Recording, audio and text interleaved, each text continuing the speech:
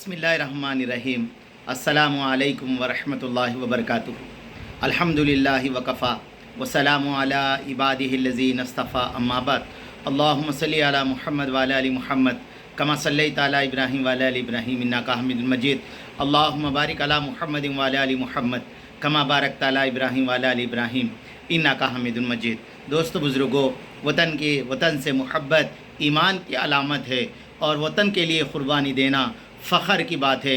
वतन की हिफाजत करते हुए मर जाना शहीद का मर्तबा है। तो मेरे दोस्तों, मेरे बुज़ुर्गों, वतन की क़ुरबानी के लिए उलमा इकराम ने जो क़ुरबानियाँ दिया है, मेरे दोस्तों, आज हमारे छोटे छोटे बच्चों को, हमारी कौम को यह ज़रूर मालूम होना चाहिए इस मुल्क के लिए कितने लोगों ने क़ुरबानी दी, कितने लोग शाम शहादत नसीब फरमाई। तो मेरे दोस्तों, मौलाना यहिया अली, मौलाना जाफ़िर अली तस्तरी और मौलाना मोहम्मद शफ़ी लाहौरी को अंग्रेज़ी अदालत ने फांसी का हुक्म सुनाया।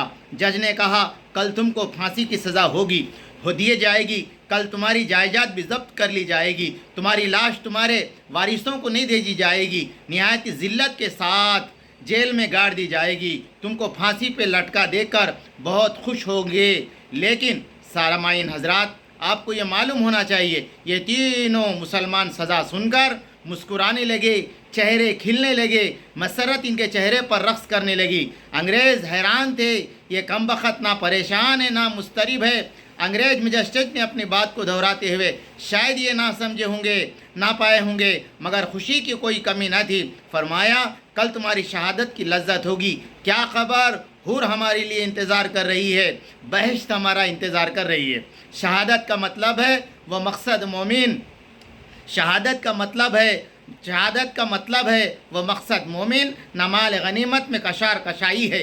हज़रत मौलाना मोहम्मद अली जौहर, मौलाना शौकत अली आज़ादी के खातिर दर्दनाक सदा को बर्दाश्त किया। इन्होंने अंग्रेज़ों को पाए तख्त लंदन पर जाकर कहा था कि हिंदुस्तान को इस सूरत वापस ना जाऊंगा, मेरे हाथ में आज़ादी का परवाना हो, मैं ग़ुलाम मुल्क वापस नहीं जा सकता।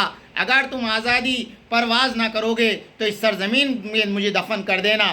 फरमाया, कई बार जेल के सलाखों में पीछे डाला गया। एक मरतबा वो जेल में थे, इनकी बेटी आमिना बीमार हुई, लागर कमज़ोर हो गई, कमज़ोरियों को रास्ते में हाइल ना हो सका।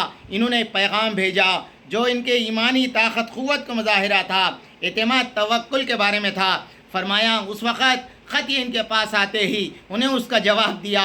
मोहम्मद अली लाहौरी ने कहा, मैं मजबूर हूँ, अल्लाह मजबूर नहीं, मैं मजबूर हूँ, अल्लाह मजबूर नहीं, मैं तुझसे दूर सही मगर अल्लाह तुझसे दूर नहीं। अगर अल्लाह को सेहत मंजूर नहीं तो हमें भी मंजूर नहीं। उसके बाद में मेरे दोस्तों फरमाया, और 1920 के खिलाफत के वफद कायद के अंदर पहले इन्होंने अपनी दाढ़ी, इनकी बूढ़ी माँ ने माहौल को इशारा इस तरह ख़त ज़बान में कहा, बोली, इमाम मोहम्मद अली की जान बेटा खिलाफत के साथ दे दो, साथ तेरे शौकत को भी जान बेटा खिलाफत दे दो। अगर मेरे 7 बेटे होते तो मैं खिलाफत को देती, अगर मेरे 7 बेटे होते तो मैं खिलाफत पर सदका करती। दीन अहमद के रास्ते में जान बेटे खिलाफत दे दो। मौलाना अली मोहानी जेल की सलाखें बर्दाश्त करते रहे।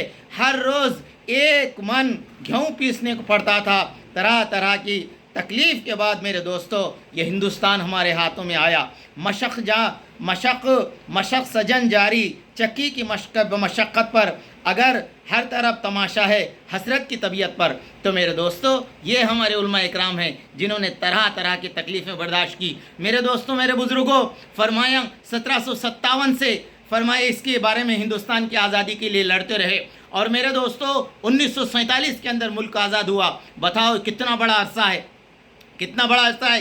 खाली एक दो दिन की लड़ाई नहीं है, 1-2 मिल के मेरे दोस्तों मुल्क को आज़ाद नहीं करे। करोड़ों लोगों ने कुर्बानी दी, जब जाके ये मुल्क हमारे हाथ में आया। अल्लाह हम सब को मुल्क से मोहब्बत अता फरमाए, एक दूसरों की नफ़रतें ख़त्म फरमाए, एक दूसरे हुब्बुल वतन बन के ज़िंदगी गुजारना आसान फरमाए। रब्बना तक़ब्बल मिन्ना इन्नका अंतस समीउल अलीम।